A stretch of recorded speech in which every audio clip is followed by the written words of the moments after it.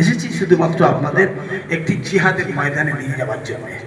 জিহাদের ময়দান, জিহাদ মুসলমানদেরকে বলছে জিহাদি, সেই মুসলমানকে বলছে আতঙ্কবাদী, সেই মুসলমানদের বিরুদ্ধে এনআরসি। ভাঙড়ের জমিয়ত উলামায়ে হিন্দের সমাবেশের প্রস্তুতি সভা অনুষ্ঠিত হলো। ভাঙড়ের কাঠেলিয়া মাদ্রাসা প্রাঙ্গণে আগামী 19শে সেপ্টেম্বর প্রকাশ্যে জমিয়ত উলামায়ে হিন্দের সমাবেশকে সফল করার লক্ষ্যে আজ জামতলা গাজীচক কাসিমুল মাদ্রাসায় একটি প্রস্তুতি সভার আয়োজন করা হয়। সবাই হোসেন গাজী মুসলিম সমাজকে ঐক্যবদ্ধ হওয়ার আহ্বান জানিয়ে বলেন, আজকের সময়ে রাজনৈতিক বিভাজনের ঊর্ধ্বে উঠে আমাদেরকে একত্রিত হওয়া জরুরি। সমাজের কল্যাণ ও ধর্মীয় শিক্ষার প্রসারে ঐক্যের বিকল্প নেই। এদিনের সভায় উপস্থিত ছিলেন বিশিষ্ট আলেম মাওলানা শওকত আলী সাহেব ও মাওলানা রহমতুল্লাহ সাহেব সহ আরও অনেকে। তারা আসন্ন 19শে সেপ্টেম্বর মহাসমাবেশকে সফল করতে সকলের আন্তরিকভাবে অংশগ্রহণের আহ্বান জানান। সভায় বক্তারা ঐক্য, শিক্ষা ও সমাজের সার্বিক উন্নয়নের প্রয়োজনীয়তার উপর গুরুত্ব আরোপ করেন এবং মুসলিম সমাজকে শান্তিপূর্ণভাবে সংগঠিত হওয়ার বার্তা দেন। চা ব্যবসা কোটিপতির জায়গায় এসে পৌঁছেছে। ফলে তার উদ্দেশ্যটা কি ছিল? তার উদ্দেশ্যটা ছিল এই দেশের রাজত্ব কায়েম করা। সেই জন্য করে ওই চা ব্যবসার নাম করে মিস্টার ইন্ডিয়া কোম্পানি তাদের লোক ধরে ভারতবর্ষে এসে দীর্ঘদিন ধরে ভারতবর্ষকে গ্রাস করে, ক্ষমতা দখল করে। সেই সময় দীর্ঘদিন একটা যুবক ছেলে আরেক জায়গায় থাকলে তার একটা জীবন আছে, একটা যৌবন আছে। তো সেই সূত্রে সে কি করেছেন, আমার দেশের সুন্দরী মা বোন কেউ রেহাই যায়নি তাদের হাত থেকে যৌনতৃপ্ত মেটানোর জন্য। অর্থাৎ প্রতিনিয়ত তাদের হাতে ধর্ষিত হয়েছিল, লাঞ্ছিত হয়েছিল, বঞ্চিত হয়েছিল। সে সময় সর্বপ্রথম ভারতবর্ষের মধ্যে মুসলমানরাই বলেছিল, হে আল্লাহ, আমি কোন পৃথিবী জন্মেছি যে আমার চোখের সামনে আমার মাকে ইজ্জত লণ্ঠন হবে, আমার চোখের সামনে আমার মেয়ের ইজ্জত লণ্ঠন হবে, আমার চোখের সামনে আমার প্রতিবেশীর ইজ্জত লণ্ঠন হবে। আমি চোখে দেখবো, আমি এর প্রতিকার করতে পারবো না। আল্লাহ, এই দেখার থেকে হয় তুমি আমার মৃত্যুবরণ করো, আর নয় আমার শক্তি দাও। এই অন্যায়, এই অত্যাচারের বিরুদ্ধে, এই জালেমদের বিরুদ্ধে কিভাবে সম্মিলিতভাবে আমার পাড়ার মা বোনেদের, আমার নিজের সন্তানের মেয়েদের ইজ্জতকে রক্ষা করতে পারি। সেই সময় বলার পরে বলেছিলেন, চল দেশ ভূগোল করুন, আপনার দলিত আদিবাসী হিন্দুদের এক জায়গা করুন, আমরা মুসলমান এক জায়গা থেকে। এটা আমাদের দেশ, এই দেশে আমরা জন্মেছি, এই দেশ রক্ষা করা আমাদের মানবিক কর্তব্য। তারপরে ওই ইংরেজদের বিরুদ্ধে লড়াই 18,500 মানুষ যখন শহীদ হয়েছিল, যার মধ্যে 12.5 লক্ষ ছিল আলেম ওলেমা মুসলমান সমাজের মানুষ। ফলে আজকের সেই মুসলমানদেরকে বলছে জিহাদি, সেই মুসলমানকে বলছে আতঙ্কবাদী, সেই মুসলমানদের বিরুদ্ধে এনআরসি, সেই মুসলমানদের বিরুদ্ধে এসআইআর, সেই মুসলমানদের এখন পরিচয় দিতে হবে আমি ভারতবর্ষের নাগরিক। কারণ এই 1947 সালের 15 আগস্ট যদি মুসলমান সেদিন শহীদ না হতেন, সেদিন জিহাদি ঘোষণা না করতেন, তাহলে ভারতবর্ষে আরো 200 বছর পিছিয়ে যেত, স্বাধীন হতো না। এই কথাটি কার? নেতাজি সুভাষ চন্দ্র বোসের ভাইপো ডক্টর শিশির বোস বলেছেন।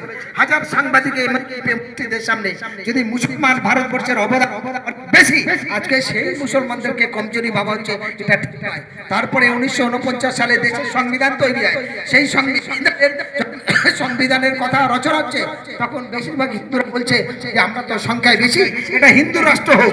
যেটা হিন্দু হিন্দুস্তান, এক ভাষা, এক মত, এক পথ হোক। মুসলমান বলে কোনো ধর্ম থাকবে না, আদিবাসী বলে কোনো ধর্ম থাকবে না, সাঁওতাল বলে কোনো ধর্ম থাকবে না। সব একসঙ্গে পড়াতে হবে, একই খাবার খেতে হবে, একই পোশাক পরতে হবে, একইভাবে সবাই মন্দিরে পুজো করতে হবে। এটা কারা বলছে? আমার দেশের আরএসএস বিজেপিরা বলছে।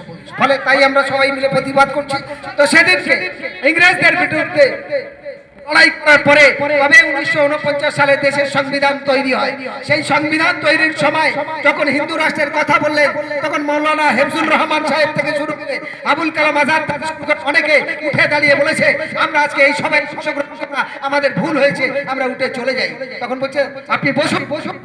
আম্বেদকর বলছে, এখন সিদ্ধান্ত হয়নি, আপনি বসুন। এটা সাক্ষী সভা, এখানে সংবিধান রচনার জন্য আলোচনা হচ্ছে, এখানে আপনার প্রস্তাব দিয়ে এখন সিদ্ধান্ত হয়নি। তারপরে ভারতবর্ষের সংবিধান সিদ্ধান্ত হলো, এই দেশে নানান ভাষা, নানান মত, নানান পথ দিয়ে তৈরি হয়েছে, সমস্ত মানুষের রক্ত জীবনের বিনিময় তবে ভারত ইংরেজ দেশ ছেড়েছে, সেই দেশে সবার সমান অধিকার থাকে। তবে আমাদের দেশ সংবিধানের আর্টিকেল একদম 21 থেকে শুরু করে 15 থেকে শুরু করে পুরো একদম 83 পর্যন্ত ধারায় আছে যে আপনি কি খাবেন, কেমন ড্রেস পরবেন, কেরাম নামাজ পড়বেন, পুজো করবেন, প্রার্থনা করবেন, আপনার গণতান্ত্রিক অধিকার। আর আজ দেশের যারা রাজনৈতিক নেতৃত্বরা আছেন, তারা আমার দেশের সেই সংবিধানকে কলঙ্কিত করে আমাদের পরাধীন করে রাখছে। স্বাধীন দেশের মানুষ আমরা পরাধীন, সত্য কথা বলতে পারবো না, সঠিক পথে চলতে পারবো না, নেতাদের হুমকি নিয়ে তুমকানিতে আমাদের চলতে হচ্ছে। এই হচ্ছে দেশের শাসন ব্যবস্থার জায়গায় এসে পৌঁছেছে। এসেছি শুধুমাত্র আপনাদের একটি জিহাদের ময়দানে নিয়ে যাওয়ার জন্য। জিহাদের ময়দান, জিহাদকে সাবিলিল্লাহ। এখন যে ডাক এসেছে মুসলমানদের সারা ভারতবর্ষে, মুসলমানদের খুব করুণ পরিস্থিতি, ভালো সুবিধা এসেছে, সবাই বলুন না। তবে সহজে কিন্তু আসে, ছেলে না কাঁদলে মা দুধ দেয় না, সেই সময় এসেছে। মা সংসারের কাছে ব্যস্ত থাকে, ছেলে যখন কাঁদে মায়ের দিলটা কেঁপে ওঠে। শত কাজ দেখিয়ে দিয়ে তরকারি পড়ে গেল, ভাত পড়ে গেলে, ফ্যান পড়ে গেলেও ছেলের কাছে, সন্তানের কাছে, মানিকের কাছে হাজির হয়। সম্পদ আসল সম্পদ হাজির হয়ে যায়। সেই সম্পদটা কেড়ে নিতে যাচ্ছে।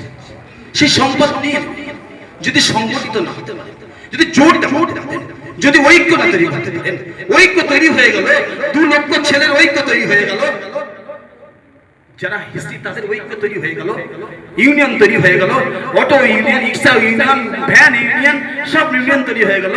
আর কমের ইউনিয়নটা কেন এত ফাটল, কেন এত ভাব, এত সংকীর্ণ মন কেন আমাদের? আল্লাহ পাক তো আমাদেরকে খুব সম্মানের সঙ্গে, ইজ্জতের সঙ্গে তৈরি করেছেন। আল্লাহ পাক তো আমাদের আকিল দিয়ে তৈরি করেছেন, জ্ঞান গরিমা কোনো কিছু অভাব রাখিনি। বিসমিল্লাহির রহমানির রহিম। খালাকাল ইনসান আল্লামাহুল বায়ান। আল্লাহ আমাদের জ্ঞান গরিমা আকিল দিয়ে তৈরি করেছে। আমাদের কিছু চরিত্র ট্রিটমেন্টের প্রয়োজন হয়ে পড়েছে। আমাদের বাংলায় বর্তমান মুসলমানদের খুবই ঘাটতি এসে গেছে, অভাব এসে গেছে। সেই সমস্ত জায়গার জন্য আকাবিদের পর প্রদর্শন এবং রশি ধরে আমরা এসেছি। আমরা সুন্নতের পাবন্দী হতে পারলাম না, সুন্নত ভুলে গিয়েছি।